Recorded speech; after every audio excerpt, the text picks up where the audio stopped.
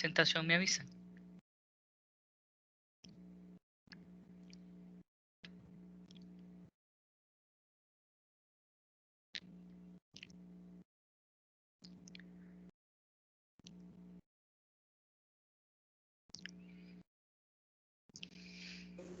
Ya se ve la presentación. Ok, muy bien, gracias. Excelente. No sé si me ven. Sí, doctor. Sí lo vemos. Ok, muy bien. Yo no me veo, pero ustedes sí me ven a mí, así que vamos a hablar de conducta motora. Y vamos a incluir el tema de trastorno obsesivo compulsivo con Celeste, pero le vamos a dar un poquito más densidad a Celeste para que la presente después de Semana Santa. Después de Semana Santa el tema de TOC. ¿Te parece, Celeste? Está bien. Así te voy a dejar pensando ahí la Semana Santa, porque no nos va a dar tiempo, no creo. Ok, bromas. Ya Celeste tiene como 2 semanas con ese tema, ya lo tiene armado y le he pospuesto. Ok, la conducta motora inicia en la mente del ser humano. Y es el cuerpo, el medio a través del cual se va a expresar esta psicomotricidad. Es todo impulso, todo estímulo que llega a nivel de la mente y que se va a manifestar a través de alguna parte del cuerpo. La psicomotricidad es la fuerza psíquica, el esfuerzo, la tendencia o voluntad para poder iniciar una acción o descarga motora. ¿Qué va a pasar, por ejemplo? Imagínense un paciente depresivo. ¿Cómo creen que sea la actividad motora de un paciente depresivo? Pero con una depresión grave. Reducida a dinámico. ¿Perdón? Reducida a dinámico. Hasta reducida, correcto. ¿Cómo serían los movimientos? Probablemente sean movimientos lentos. Probablemente es o sin movimiento. ¿Cómo sería en un paciente maníaco?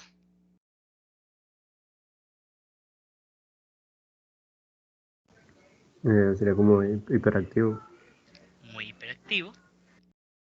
¿Qué otras cosas? Imagínense un paciente maníaco, vamos a ver.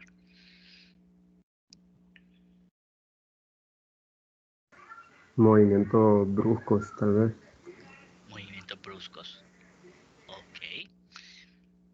Y un paciente ansioso, a ver quién me colabora, ¿cómo sería la conducta motora de un paciente ansioso?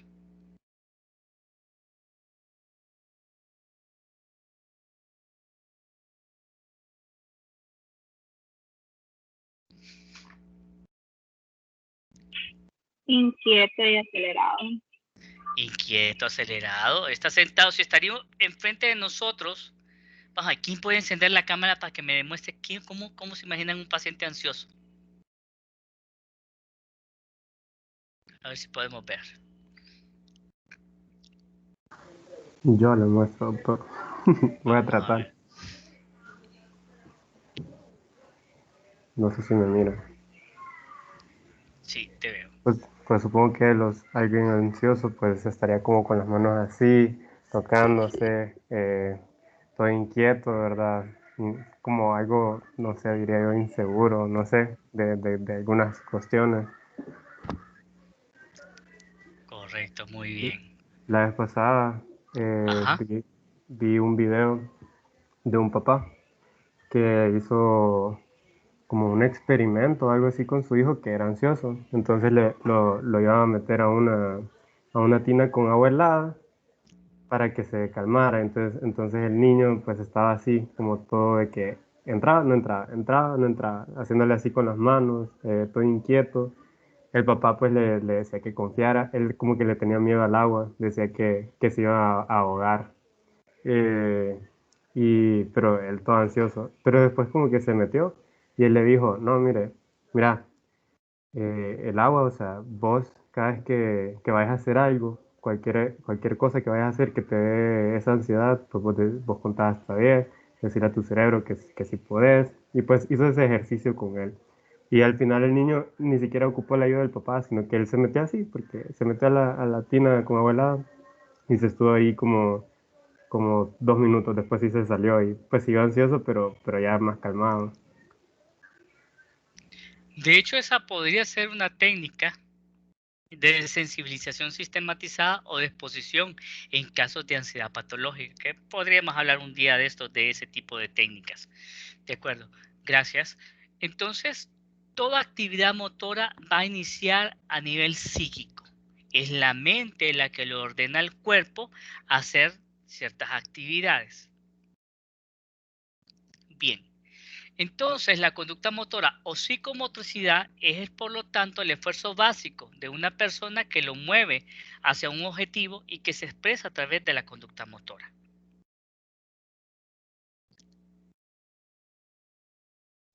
Bien, tenemos conductas motoras que son voluntarias, que de repente pueden necesitar planificación, necesitan atención y pueden ser premeditadas. ¿Me podría decir alguno de ustedes una conducta motora voluntaria que requiere atención, planificación y ser premeditada? ¿Qué se les ocurre a ustedes?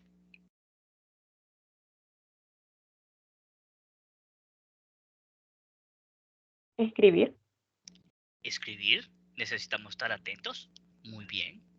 ¿Qué otra actividad? Manejar un automóvil. Manejar un automóvil, muy bien, necesitamos de la atención y de la planificación. Excelente. Requiere que estemos concentrados en lo que estamos haciendo. ¿A alguien le gusta cocinar?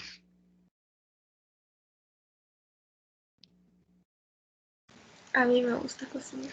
Ok. ¿Qué pasaría si nosotros cocinamos sin poner atención o sin planificar la cocinada? Nos queda horrible la comida o se nos quema. O nos quemamos nosotros también, muy bien. Así que necesitamos, eso es como una actividad voluntaria, una conducta motora voluntaria. Tenemos la conducta motora automatizada. Aquí necesitamos estar conscientes, sí, pero tal vez no requiere fijación de la atención.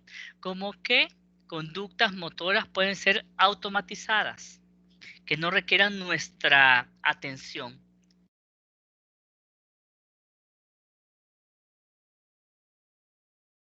A ver, ¿qué se les ocurre a ustedes? Tal vez amarrarse los cordones. Amarrarse los cordones. ¿Qué más? Peinarse el cabello. Peinarse el cabello, correcto. Lavarse los dientes. Nosotros podemos estar viendo televisión, podemos estar viéndonos las pestañas y estar lavándonos los dientes y no necesitamos a poner atención. Ok. Y están las otras, la conducta motora instintiva o impulsiva. Vamos a ver, vamos caminando por una calle, vamos caminando por un centro comercial y de repente, cuando vamos caminando, vemos que vienen 2 o 3 personas corriendo, despavoridas, en dirección opuesta a la que nosotros vamos. ¿Qué haríamos?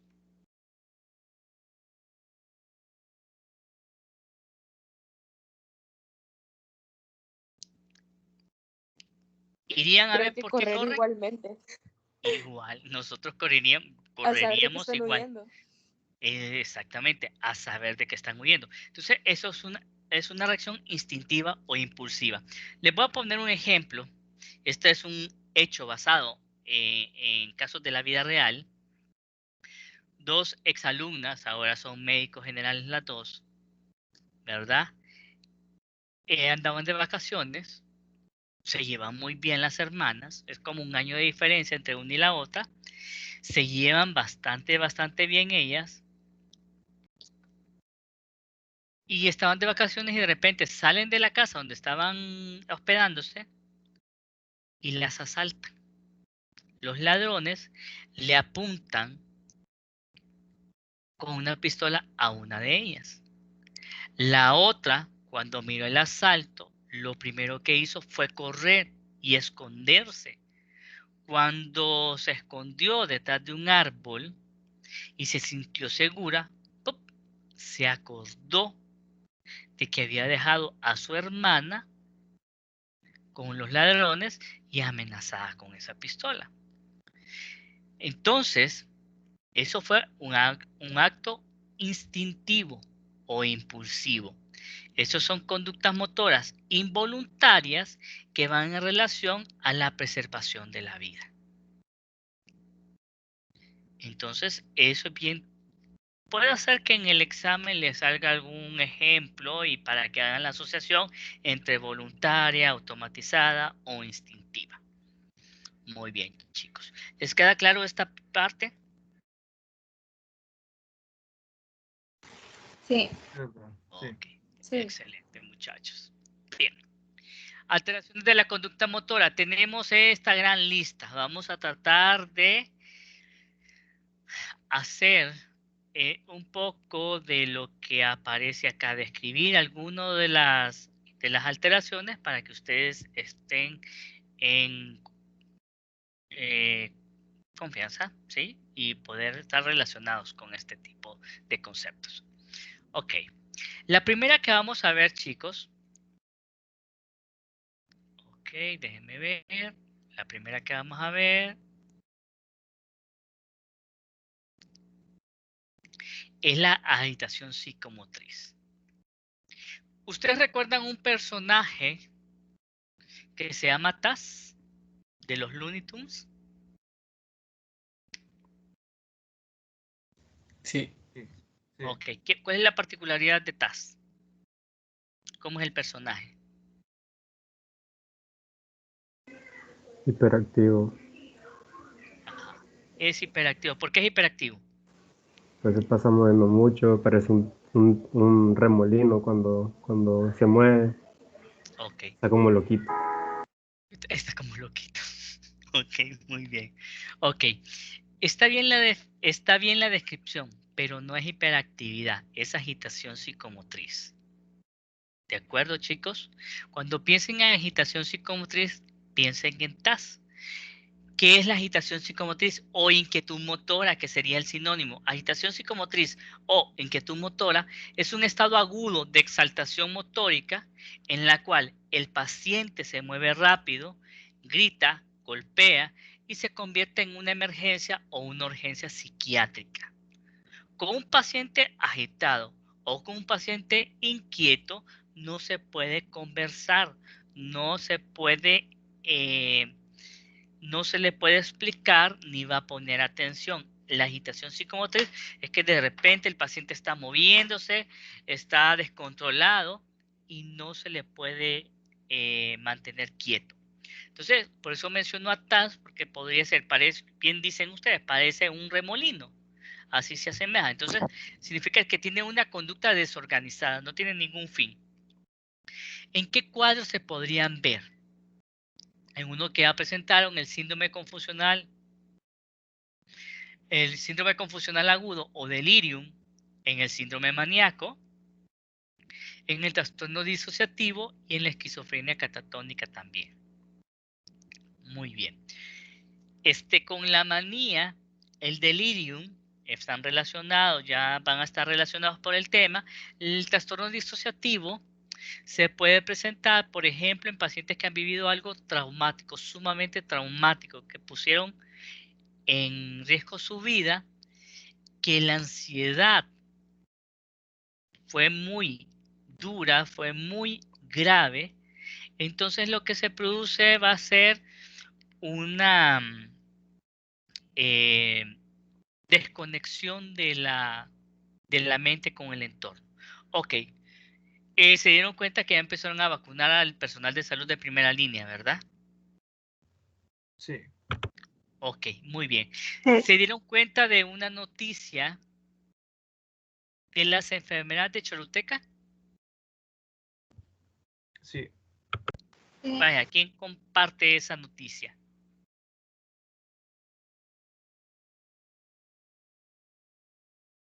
¿Qué es lo que decían de esa noticia de las enfermeras de Choluteca después de que las vacunaron? ¿Qué pasó con ellas? Que se desmayaron como 20 enfermeras. Correcto, muy bien. ¿Y qué ha pasado con los demás médicos, las demás enfermeras, las demás personas que han sido vacunadas alrededor del país? Todo bien. Todo bien, correcto. Entonces estas 20 enfermeras que se desmayaron después de la vacuna allá en Choluteca presentaron un trastorno disociativo.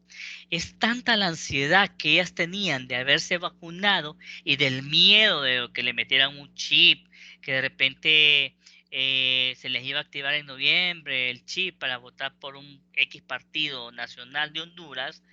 Entonces era tanta la ansiedad que lo que hizo solamente fue desconectarse, porque era tanto el miedo que se desconectó. A eso se le llama trastorno disociativo. Y la esquizofrenia catatónica es un tipo de esquizofrenia en la cual la parte más afectada es la conducta motora. Como por ejemplo, les voy a mandar al chat, les voy a mandar ejemplos de algunas conductas catatónicas en el cine que podrían semejar una esquizofrenia catatónica. Muy bien. Agitación psicomotriz. TAS. Hiperactividad también es un aumento de la actividad motora, pero esta sí está dirigida a una finalidad concreta. En cambio, la agitación psicomotriz o inquietud motora es aumento de la actividad, pero no dirigida a un fin. ¿En qué cuadros vamos a encontrar hiperactividad, manía y trastorno de déficit de atención e hiperactividad? Listo. Otro ejemplo que de la hiperactividad.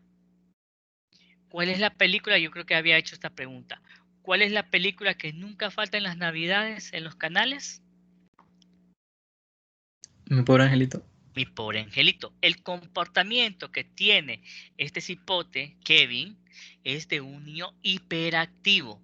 Tenemos también la hiperactividad asociada a Bob Esponja, que ya lo presentaron los compañeros e hicieron un excelente video sobre todas las sintomatologías del déficit de atención e hiperactividad.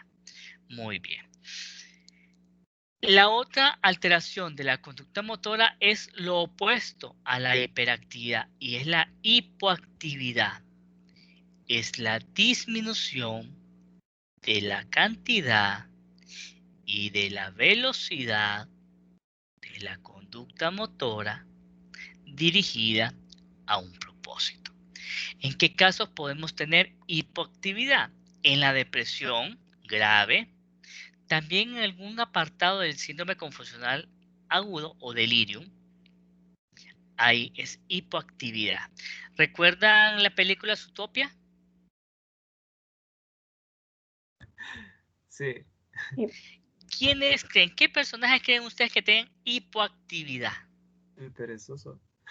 Los, los perezosos, correcto. De allá de la, creo que de la oficina de tránsito creo que era. Flash. Entonces, ¿perdón? Flash se llamaba el oso. Ah, ok, muy bien, Flash. Entonces, la hipoactividad, esa lentitud, se ve en depresiones graves. Muy bien. Vamos a ver las niñas. ¿Cuáles son los cuentos de hadas que más les gusta? ¿Les gustaba cuando estaban chicas?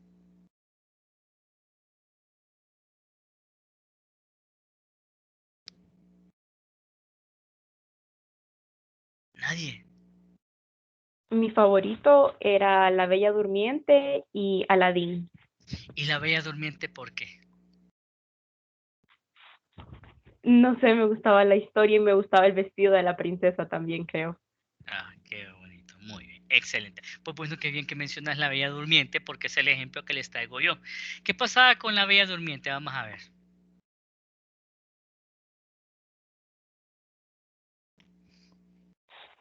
Bueno, luego de pincharse el dedo, según el hechizo que le había hecho la hada malvada, caía en un sueño profundo, que no la iban a poder salvar de ese sueño y no recibió un beso de amor verdadero.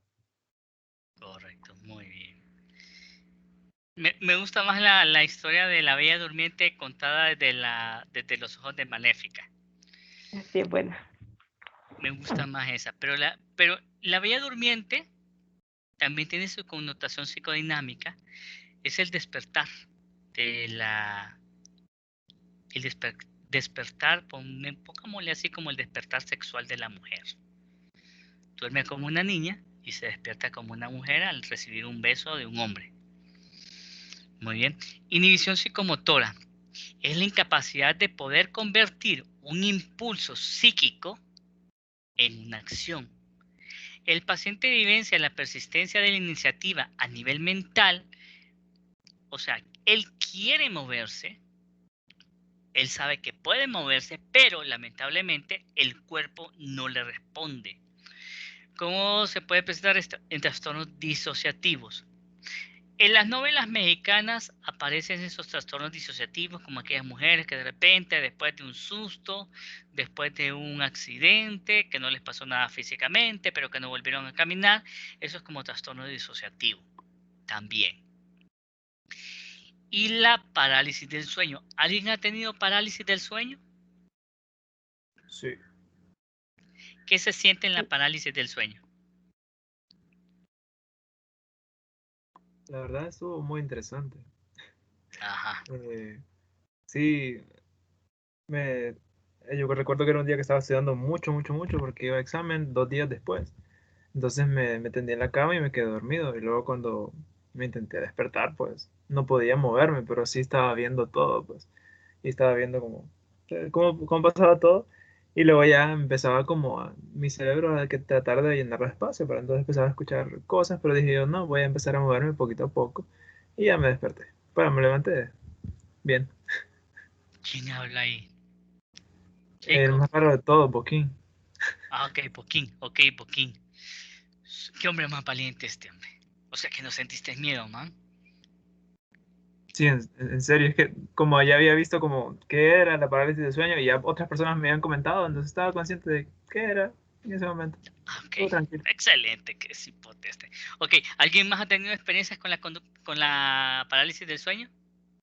Yo, doctor, Ajá, Eric. yo, yo por el contrario, y no fue, tuve como una época en mi adolescencia, digamos cuando tenía entre unos 19 y 21 años, que tuve bastantes episodios. Y yo sí, yo con un miedo horrible, eran unos viajes horribles. Yo la mayoría de veces terminaba llorando porque era demasiado traumante para mí y era como un miedo horrible, no sé. Y ¿Mirabas cosas creo o que era más escuchabas el miedo voces, de Eric? quedarme ahí. ¿Cómo dice? ¿Mirabas cosas o escuchabas voces? Sí, sí, en efecto. Siempre miraba personas creo que el último que recuerdo que fue hace como ¿cuándo fue? En el 2017, 18 por ahí, había una persona que estaba como vestida de blanco. No sé si era una persona, en realidad nunca le vi la cara, pero sí como que me tenía agarrado de la mano y me jalaba. Y yo sentía como me jalaba de la mano y era horrible. Y yo del miedo, yo lo que hice fue zafarme y cuando me zafé empecé a llorar. Entonces yo creí que yo estaba soñando y estaba llorando en el sueño, pero cuando me desperté estaba Estabas empapado de llorando. lágrimas y no sabía por qué. Sí, Ok, y me bien, despertaba bien, bien cansado y con sed también, con mucha sed. Me acuerdo de esos episodios. correcto, muy bien. Dos experiencias de parálisis del sueño, una vivida más como una experiencia natural y la otra como una experiencia sobrenatural. Y es normal en las parálisis del sueño tener alucinaciones visuales y alucinaciones auditivas durante la parálisis del sueño. Eso dura segundos, no dura minutos, ni dura horas, pero el paciente, el individuo que tiene la parálisis del sueño, sí puede sentir como una eternidad. Hay una película muy buena, no realmente, creo que no es realmente con una parálisis del sueño, pero sí, es de un paciente que está en quirófano, pero que sí, la anestesia le pega a nivel físico, pero no a nivel mental. Entonces él se da cuenta completamente de todo lo que sucede a su alrededor durante la cirugía. Es un thriller psicológico, pero que sí podría eh, orientar un poco a esto de la parálisis del sueño. Ok. Unos pueden ser muy traumáticos. En la cultura judía, en la tradición judía, se habla de los sucubos y los incubos, ¿verdad? Que son demonios que se alimentan de la energía sexual de los hombres y de las mujeres, que se pueden disfrazar, entre comillas, de esas personas que les podrían gustar. Pensemos en Scarlett Johansson, pensemos en La Bruja Escarlata, pensemos en Henry Cavill, pensemos en no sé quién más. Entonces, ellos se suben sobre el cuerpo del hombre o de la mujer y absorben la energía y les impiden que se puedan movilizar y están absorbiendo energía. Muy bien. Pero esa es la parte de la tradición. Doctor, ¿Vamos bien? disculpe. ¿Mande?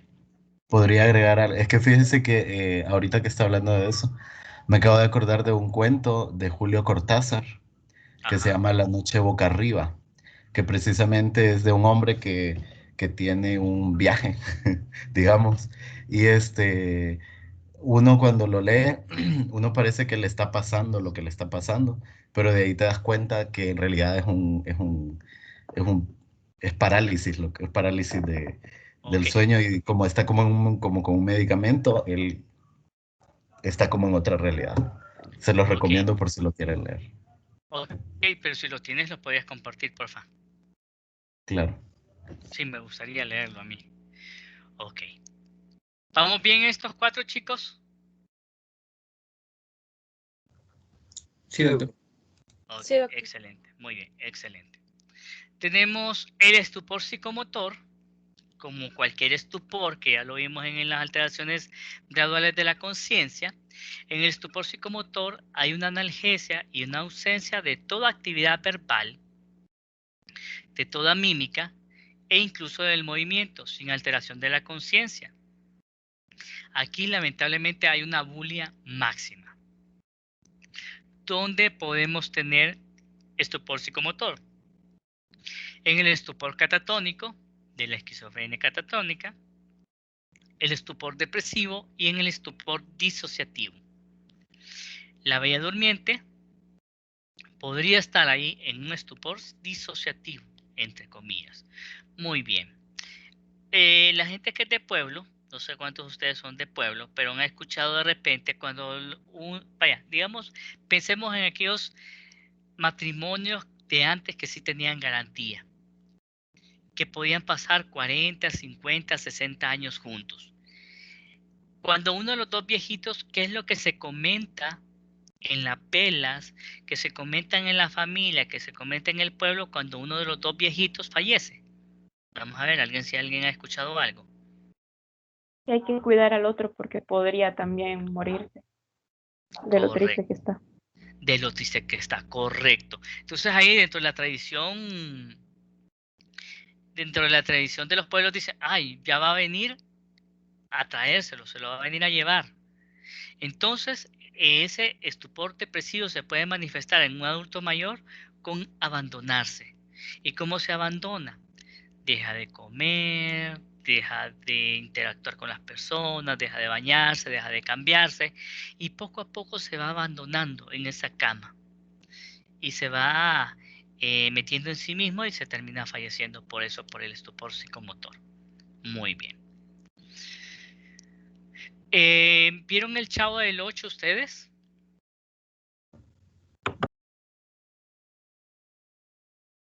Me imagino que sí, ¿verdad? Que han visto el Chavo del 8. ¿Dalia? Sí. Ok, muy bien, Dalia.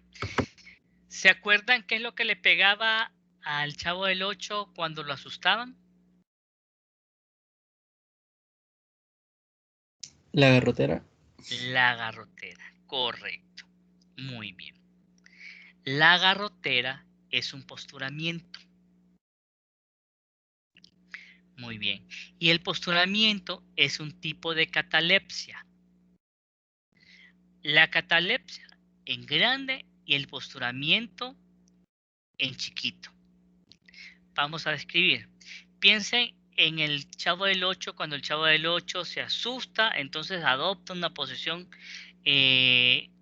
encorvada y se le rescata, entre comillas, cuando se le moja. Entonces un susto le quita el otro susto. La catalepsia es una estereotipia postural en la que el paciente presenta inmovilidad constante y prolongada en una misma posición. Las posturas que el paciente puede adoptar suelen ser extrañas e incómodas y su mirada se fija en el espacio. ¿En qué situaciones se puede dar? En el trastorno disociativo, como el que tiene el Chavo del 8, en pacientes hipnotizados y en trastornos que cursan con catatonia. La catalepsia, que dura muy poco tiempo, que pueden ser minutos o horas, se le llama posturamiento. El Chavo del 8, cuando se asusta, tiene un posturamiento, que es una catalepsia. ¿Les quedó claro el ejemplo, chicos? Sí, doctor. Sí, doctor. Ok, muy bien. El otro, bueno, catalepsia podría ser, han ido a Valle de Ángeles, han ido al parque, bueno, sí iban al Valle de Ángeles y en todas estas ferias que de repente están estas estatuas humanas y que pueden estar en una sola posición durante mucho tiempo. Eso, poniéndolo desde el punto de vista psicopatológico, se podría tratar de una catalepsia. Muy bien. La flexibilidad seria,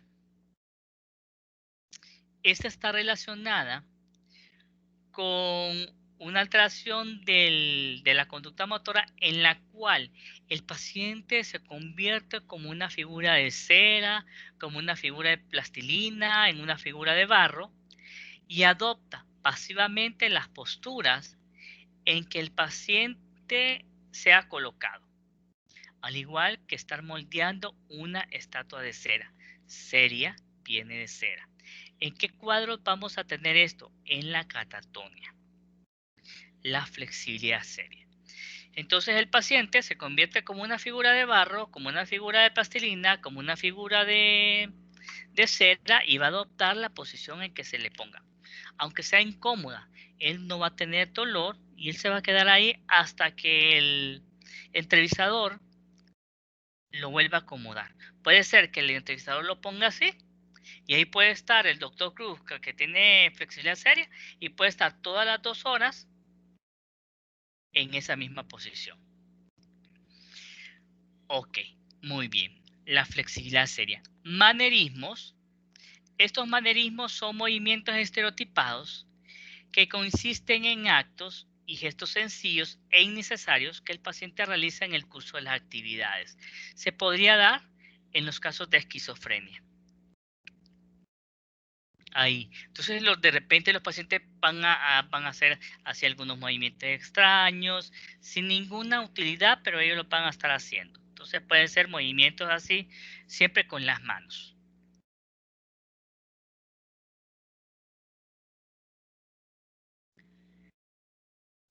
Vamos a hablar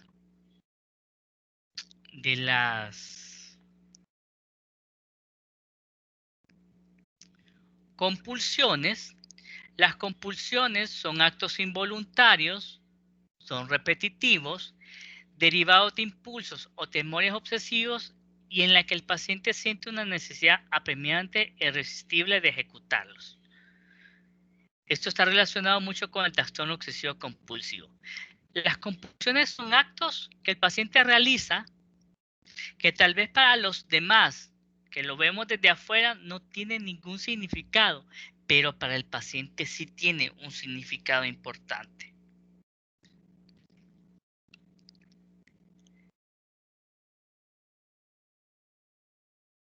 Entonces, aquí las compulsiones son actos involuntarios y repetitivos, derivados de impulsos o temores obsesivos. Puede ser si de repente el paciente tiene un pensamiento relacionado con contaminación, entonces la compulsión estaría en estarse lavando constantemente las manos. Si el pensamiento obsesivo está relacionado con que si cerré bien o mal la puerta, entonces mi compulsión va a estar relacionada con revisar que la puerta está bien cerrada. Si mi pensamiento obsesivo está relacionado con que si cerré, apagué o no apagué la estufa, mi compulsión va a estar relacionada con verificar que está bien apagada la estufa.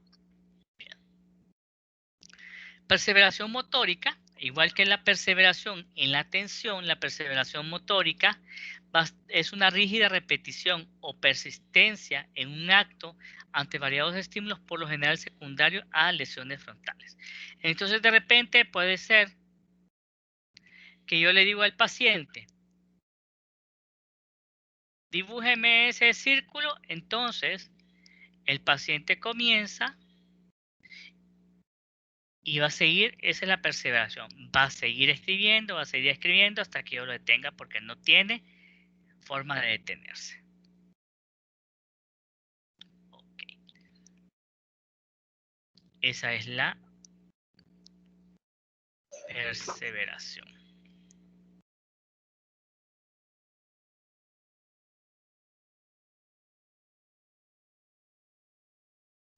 Ok, muy bien. La ambivalencia motórica es un trastorno que se puede presentar en la esquizofrenia, y el paciente en la ambivalencia motórica realiza un impulso opuesto a algún propósito. Por ejemplo, el paciente quiere, vaya, yo le doy la mano, le extiendo mi mano, el paciente en algún momento extiende su mano, pero a la vez la retira. Entonces la ambivalencia motórica es como, o cuando nosotros le hacemos así, como que le vamos a parar a alguien y no te tenemos, o ambivalencia motórica. La obediencia automática, ¿vieron Ela Encantada ustedes? Sí.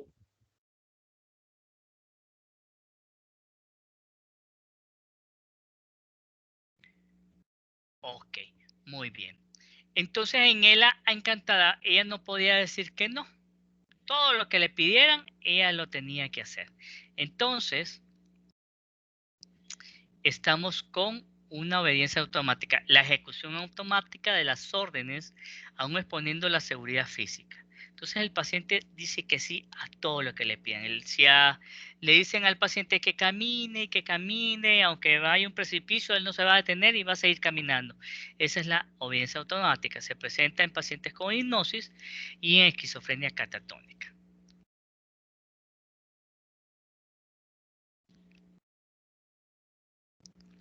Compulsión son actos repetitivos simples. El ritual son actos complicados y repetitivos con la finalidad únicamente conocida por el paciente y que se asocia generalmente a ideas delirantes o a ideas obsesivas. Se pueden dar en pacientes con TOC y con esquizofrenia. Les voy a describir un ritual.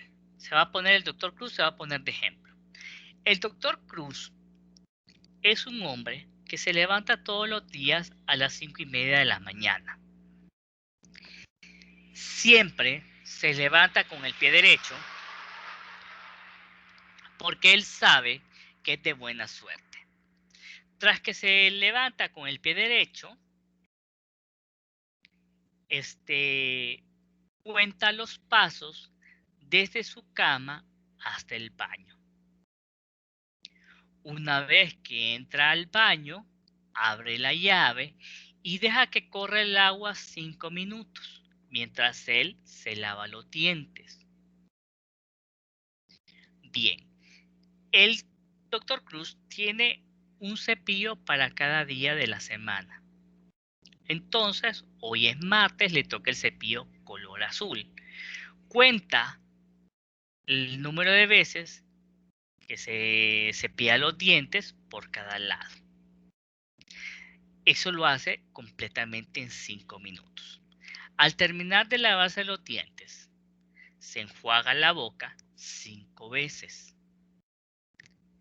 Y después se baña durante 15 minutos. 5 minutos para lavarse la cabeza y 10 minutos para lavarse el cuerpo. Todo lo hace en función de 5.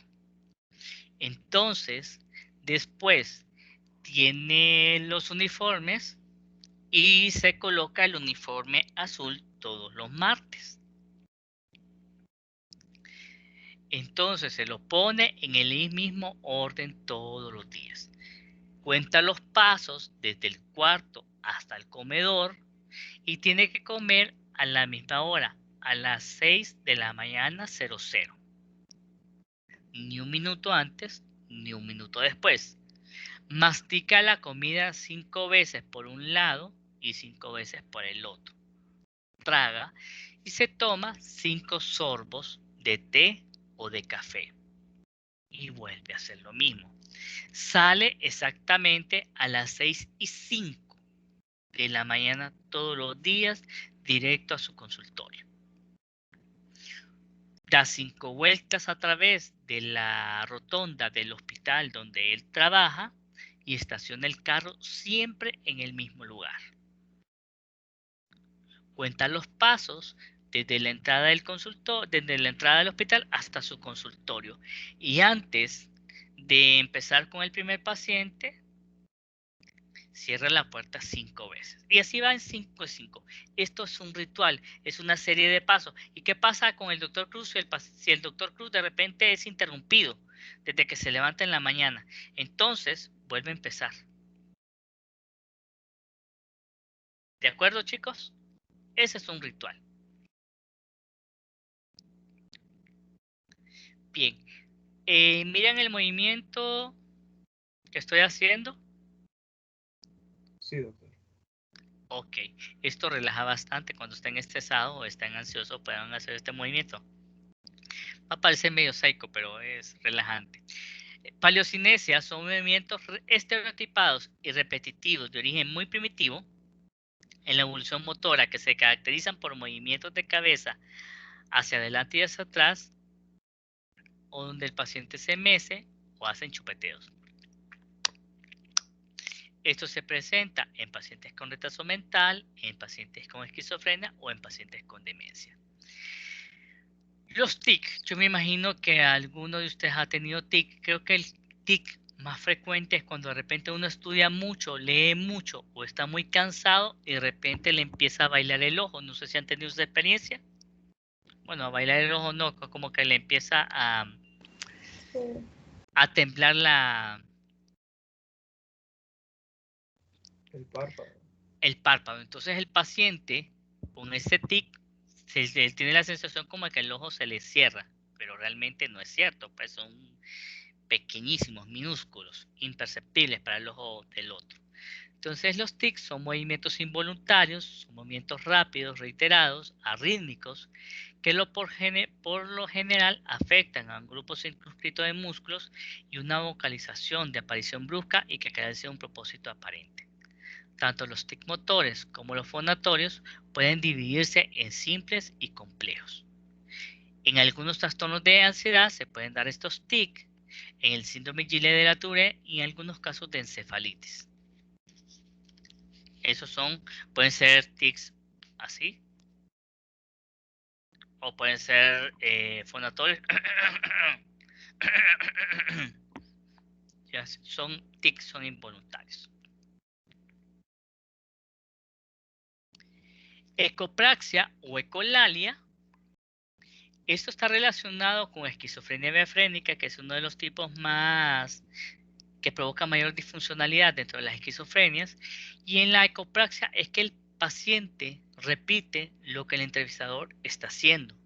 Si el entrevistador le hace así, el paciente le hace así. Si el entrevistador le hace así, el paciente le va a hacer así.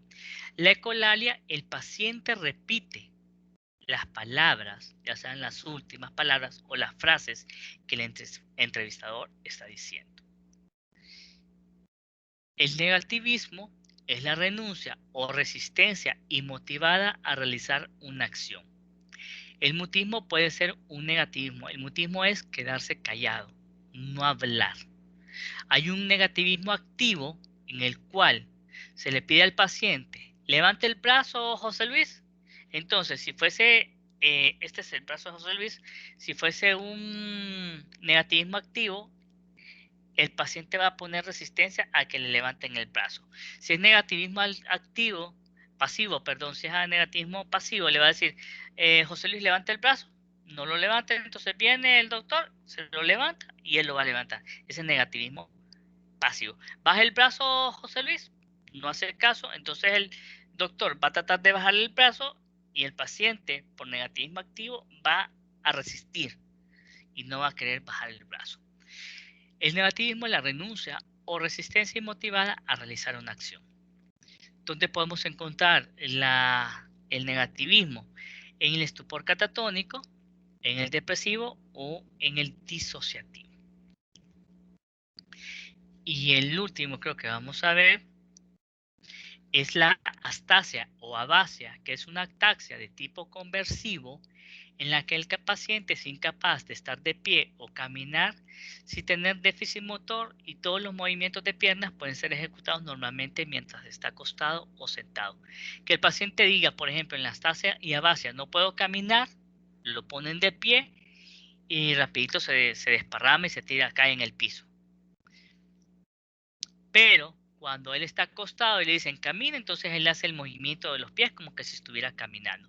Esto es disociativo. Esto es bien raro verlo, de verdad. La astasia y abasia, realmente yo en 13 años, 3 de residente y 10 de psiquiatra, no he visto ninguna astasia o abasia en mi práctica profesional. Sí he visto casos de negativismo, frecuente de copraxia, de colalia, de paleocinesia, de rituales, ¿verdad?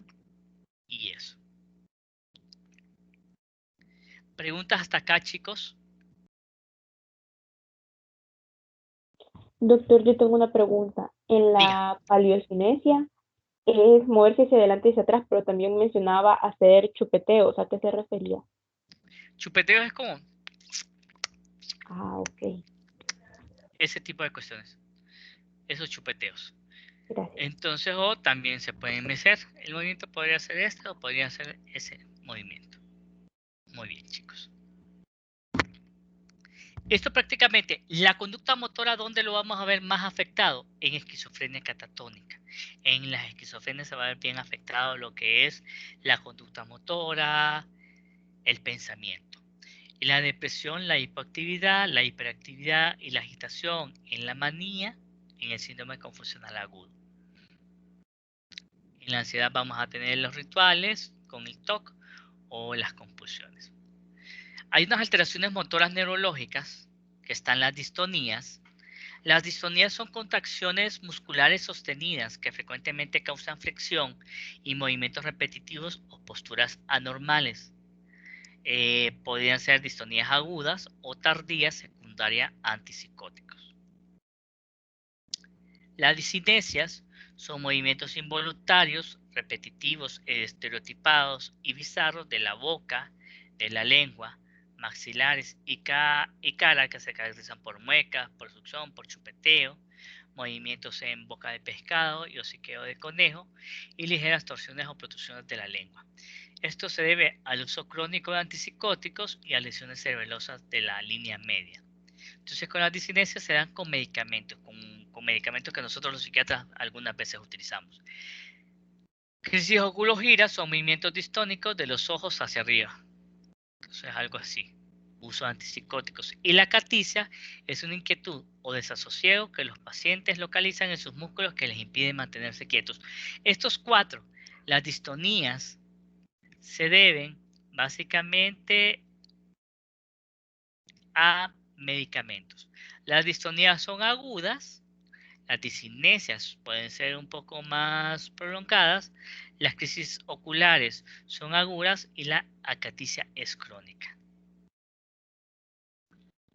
Les han hablado, por ejemplo, la tetania, la contractura muscular que se puede dar en tétanos. Sí, que se arquea una persona como, bueno, se arquea, Se arquea, como viendo correcto. para Entonces, arriba. exactamente, más o menos así podría ser una distonía, similar. Las disinesias son como, así como, y esto se puede dar por uso crónico de medicamentos. Y ese, las disinesias. Las crisis oculogiras se dan de forma aguda y la acaticia es que el paciente no se puede quedar quieto por el efecto de los medicamentos. Bien, ¿cómo vamos a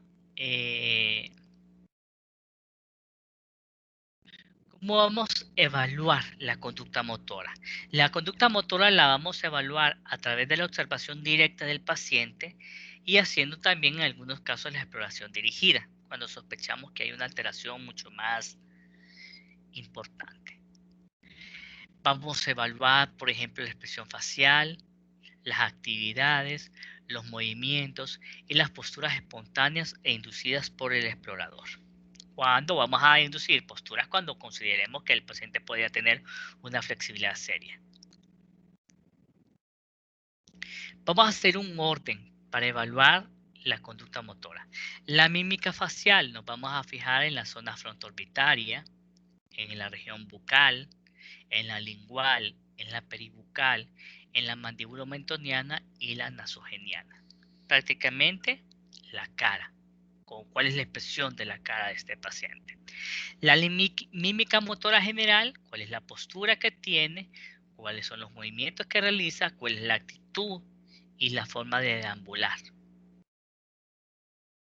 Y comportamientos especiales en aquellos casos en los que sospechamos si hay obediencia automática, si hay negativismo, si hay ambivalencia motórica. Aquí tenemos personajes. Vamos a ver, chicos, ya vamos terminando la clase del día de hoy. ¿Qué es esto?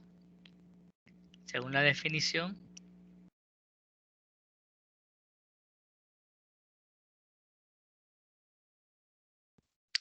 Agitación psicomotriz. Agitación psicomotriz. Esta que podría ser que esta es una escena del exorcismo de Emily Rose.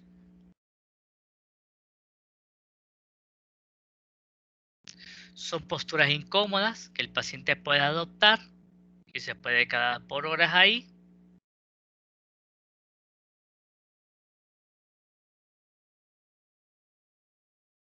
Esto es una catalepsia. Podría ser el ejemplo de catalepsia. ¿Conocen a este? Esta es una serie vieja, no creo que ustedes la conozcan. Pero este personaje es Monk.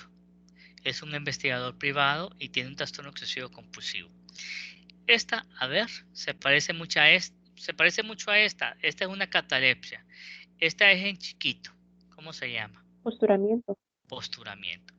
Este señor, Flash.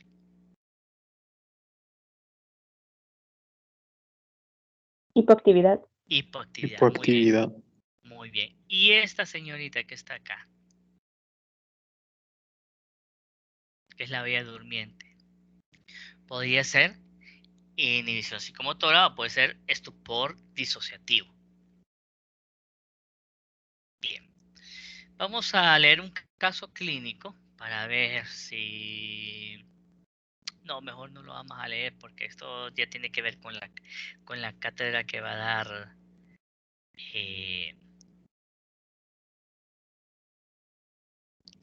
dar nuestra querida amiga Celeste. Chicos, ¿tienen preguntas con la clase de hoy? ¿Quieren que les repita alguna definición?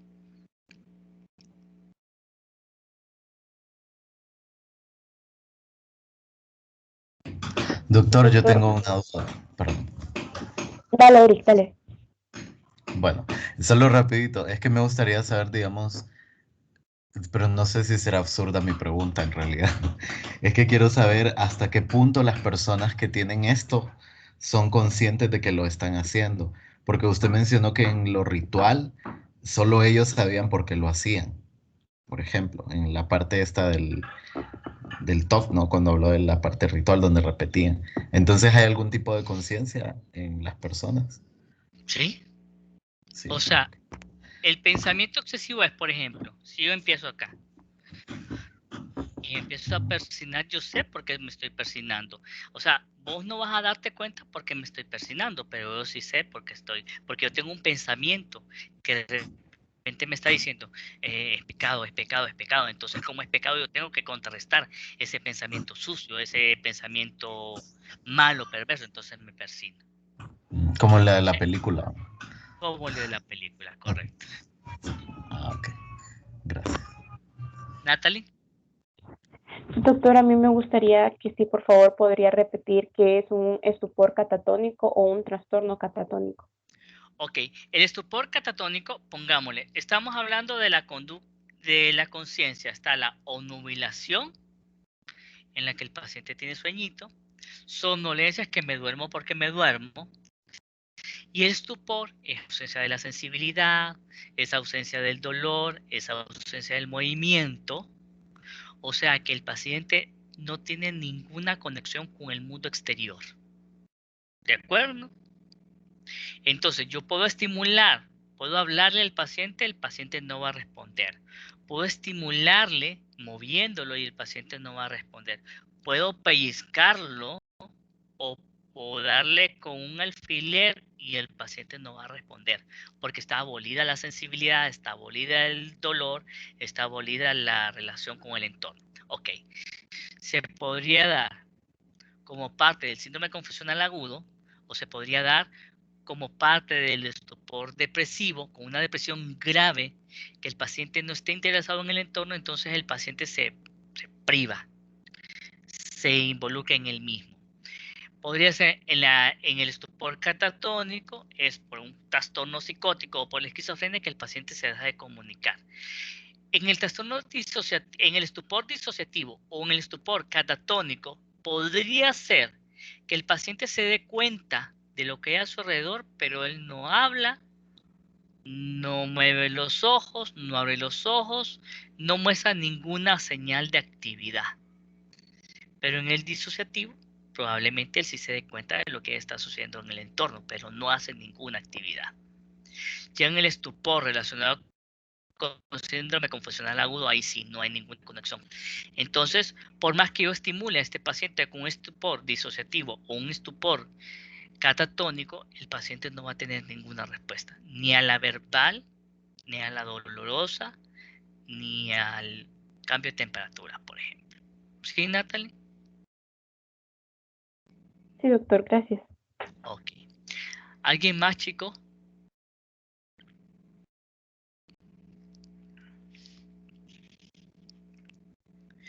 Ok.